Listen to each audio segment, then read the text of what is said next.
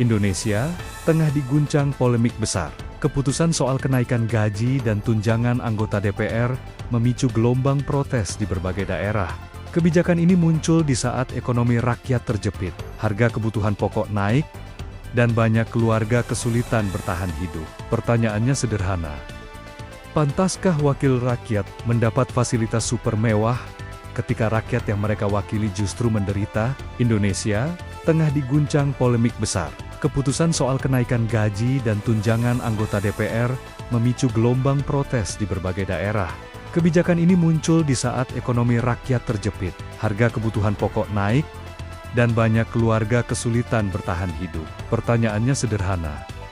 Pantaskah wakil rakyat mendapat fasilitas super mewah ketika rakyat yang mereka wakili justru menderita? Banyak pengamat menyebut kebijakan ini sebagai ironi. Di satu sisi, pemerintah Indonesia tengah berbicara soal efisiensi anggaran, bahkan menekan subsidi. Namun di sisi lain, para wakil rakyat justru mendapat fasilitas luar biasa. Total penghasilan Dewan bisa menyentuh 91,5 juta rupiah setiap bulan. Angka ini sontak membuat publik geram, karena hampir 10 kali lipat lebih besar dari UMR Jakarta. Tak heran, berbagai kalangan langsung bereaksi. Akademisi, aktivis, hingga pekerja menilai kebijakan ini melukai hati rakyat. Bahkan, ada yang menyebut ini sebagai bentuk kemewahan di atas penderitaan rakyat. Ketua DPR, Puan Maharani, kemudian memberikan klarifikasi. Menurutnya, bukan gaji yang naik, melainkan kompensasi setelah fasilitas rumah jabatan dicabut. Meski begitu, penjelasan ini tidak mampu meredam amarah publik.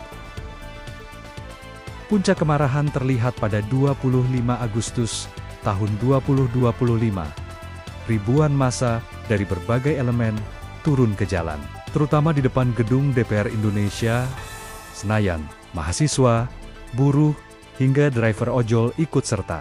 Mereka membawa poster, meneriakan yel-yel, dan menuntut agar kebijakan kenaikan gaji DPR dibatalkan. Di Jakarta, aksi ini berubah ricuh. Aparat menggunakan gas air mata dan water cannon untuk membubarkan massa.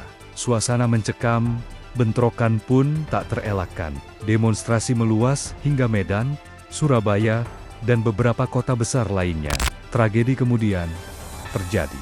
Di kawasan Pejompongan, Jakarta Pusat, seorang driver ojol bernama Afan Kurniawan, berusia 21 tahun, meninggal dunia. Ia dilaporkan terlindas mobil taktis Brimob saat situasi ricuh. Afan bukanlah demonstran.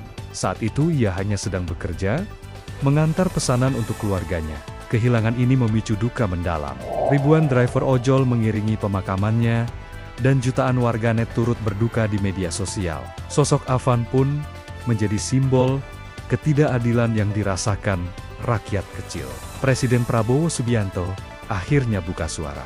Ia menyerukan ketenangan, mengutuk keras insiden yang menewaskan warga sipil, dan memerintahkan investigasi transparan terhadap aparat yang terlibat. Prabowo juga menyampaikan keprihatinan bahwa kondisi ekonomi yang sulit telah memperburuk ketegangan politik di Indonesia. Namun, pernyataan ini belum cukup meredam gejolak.